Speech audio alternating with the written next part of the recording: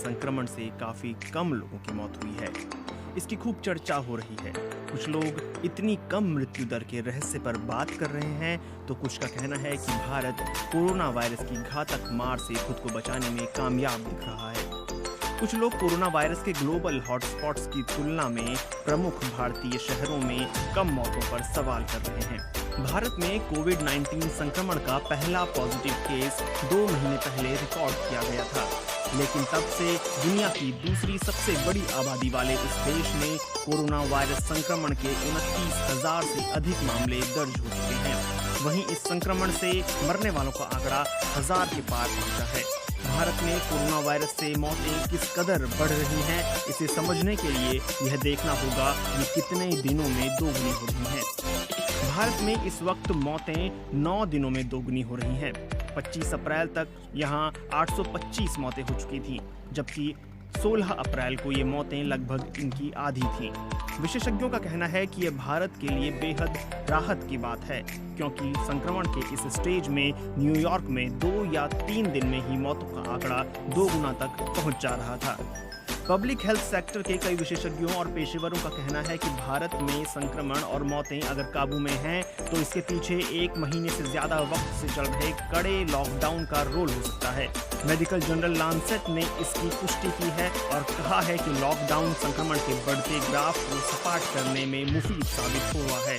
कुछ लोगों का मानना है कि भारत में युवा आबादी ज्यादा है और इस वजह से संक्रमण से मौतें कम हो रही हैं। बुजुर्गों में इस संक्रमण से मौत का जोखिम ज्यादा होता है। कुछ हलकों में इस बात पर भी चर्चा हो रही है कि भारत में जिस वायरस का अटैक हुआ है वह कम खतरनाक किस्म का है। साथ ही कुछ लोग यह भी अंदाजा लगा रहे हैं कि शायद भारत में गर्म मौसम की वजह से यह वायरस इतनी तेजी से फैल नहीं रहा, जितनी तेजी से ठंडे मौसम वाले पश्चिमी देशों में फैला।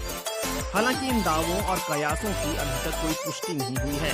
इसके उलट कोविड-19 के गंभीर मरीजों का इलाज कर रहे डॉक्टरों का कहना है कि भारत में फैला कोरोना वायरस उतना ही संक्रामक है जितना किसी और देश में हो सकता है। तो क्या यह माना जाए कि भारत सचमुच कोरोना वायरस से होने वाली मौतों के मामले में काफी पीछे है? कुछ लोग इससे इत्तेफाक नहीं रखते। भारतीय मूल के अमेरिकी चिकित्सक और कैंसर रोग विशेषज्ञ सिद्धार्थ मुखर्जी ने पत्रकार बरखा दत्त से हाल ही में कहा कि साफ कहूं तो भारत में इतनी कम मौतों के बारे में मैं कुछ नहीं जानता। दुनिया को भी इसके बारे में कुछ पता नहीं है। इतनी कम मौतें एक रहस्य है। मेरा तो मानना है कि कुछ हद तक कम टेस्टिंग इसके लिए जिम्मेदार है। भारत में हम पर्याप्त संख्या में टेस्टिंग नहीं कर रहे हैं। अगर हम ज्यादा टेस्टिंग कर रहे होते तो हमें इस सवाल का जवाब मिल सकता था। वह साफ तौर पर दोनों तरह के टेस्ट, डायग्नोस्टिक और एंटीबॉडी, दोनों टेस्टों की ओर इशारा कर रहे थे। एक बड़ा सवाल यह है कि क्या भारत कोविड-19 से हुई मौतों का पता नहीं लगा पा रहा है?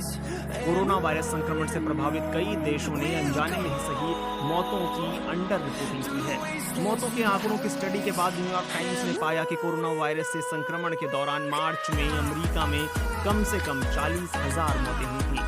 इन मौतों में कोविड-19 के साथ दूसरी वजहों से हुई मौतें भी शामिल थीं। फाइनेंशियल टाइम्स ने हाल ही में कोरोना वायरस संक्रमण के दौरान 14 देशों में हुई मौतों का विश्लेषण किया था। अखबार के मुताबिक कोरोना वायरस से हुई मौतें आधिकारिक आंकड़ों से 60% ज्यादा हो सकती हैं। भारत की महत्वाकांक्षी मिलियन डेथ स्टडी का नेतृत्व करने वाले टोरंटो यूनिवर्सिटी के प्रभात झा कहते हैं कि मौतों के आंकड़ों की रिपोर्टिंग सही तरीके से हो। कोरोना वायरस से हुई जिन मौतों की गिनती छूट गई है उन्हें इसमें शामिल करना जरूरी है। प्रभात झा का कहना है कि भारत में ज्यादातर मौत घरों में होती है और यहाँ आगे भी ऐसा ही होता दिखता है। इसलिए मौतों के सही आंकड़ों के लिए दूसरे तरीके आजमाने भी जरूरी हैं। डॉक्टर प्रभात झा का कहना है कि भारत में अभी भी 80% मौतें घरों में होती हैं। इनमें मलेरिया और न्यूमोनिया जैसी संक्रामक बीमारी से होने वाली मौतें शामिल हैं। प्रसव के दौरान मौत, हार्ट अटैक और दुर्घटनाओं में होने वाली मौतों की रिपोर्टिंग अक्सर अस्पतालों से हो जाती है। काफी लोगों को कुछ वक्त तक इलाज मिल जाता है, फिर वे लौट जाते हैं और घरों में उनकी मौत हो जाती है। इसलिए सिर्फ अस्पताल में हुई मौतों की गिनती से ही हम यह पता नहीं लगा सकते कि भारत में वास्तव में कोविड-19 से कितने लोगों की मौत हुई है। शमशान या कब्रों में लाई गई लाशों का हिसाब रखकर मौतों का सही आंकड़ा पता करना काफी पेचीदा और मुश्किल भरा काम है। भारत के गांवों और सुदूर इलाकों के बड़े हिस्से में लाशों का खुले में अंतिम संस्कार कर दिया जाता है।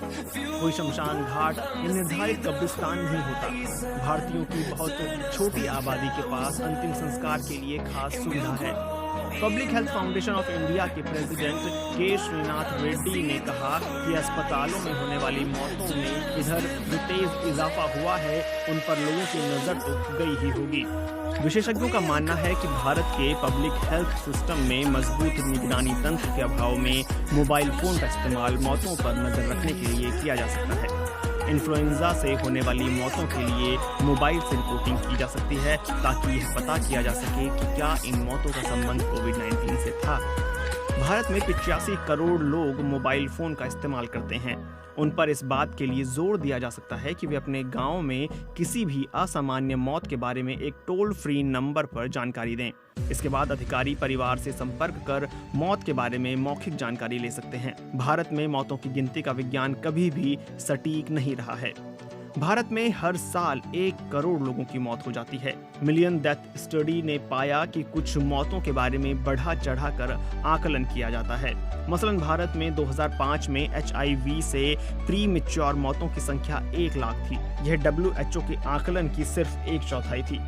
खुद भारत सरकार ने माना है कि भारत में सिर्फ 22% मौतें डॉक्टरों की ओर से सर्टिफाइड होती हैं। एक सवाल यह भी है कि कोविड-19 से हुई मौत को परिभाषित कैसे किया जाए। कुछ भारतीय डॉक्टरों का कहना है कि कई लोग कोविड-19 के लक्षणों से मर रहे हैं, लेकिन ना तो उनकी टेस्टिंग हुई थी और ना ही उन्हें इलाज मिला था। इस तरह गलत डायग्नोसिस का भी सवाल पैदा होता है। अक्सर गलत डायग्नोसिस भी मौत की वजह बन सकती है। मौत अक्सर किसी संक्रमण के बाद होती है और कई बार यह बहुत मामूली होती है, लेकिन अगर आप इसकी जांच नहीं करते हैं तो मान लेंगे कि कोविड-19 से मौत हुई है या फिर आप इसे पूरी तरह नकार भी सकते हैं।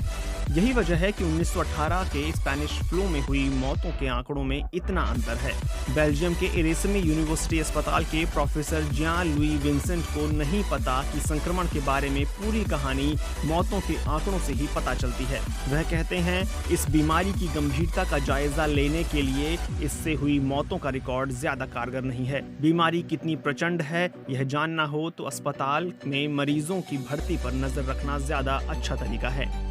लेकिन इसमें भी पेच यह है कि अस्पताल से बाहर घरों या दूसरी जगहों पर मरने वाले मरीज इसमें शामिल नहीं हो सकेंगे। विशेषज्ञों का यह भी कहना है कि ज्यादातर सरकारें इस बात को लेकर चिंतित हैं कि मौतों की रिपोर्टिंग से दहशत फैल सकती है। सरकारों की यह चिंता स्वाभाविक है। डॉक्टर प्रभात झा कहते हैं कि कोई भी जानबूझकर मौतों के आंकड़ों को नहीं छिपा रहा है। आप इस तरह बड़ी तादाद में हो रही मौतों को छिपा भी नहीं सकते।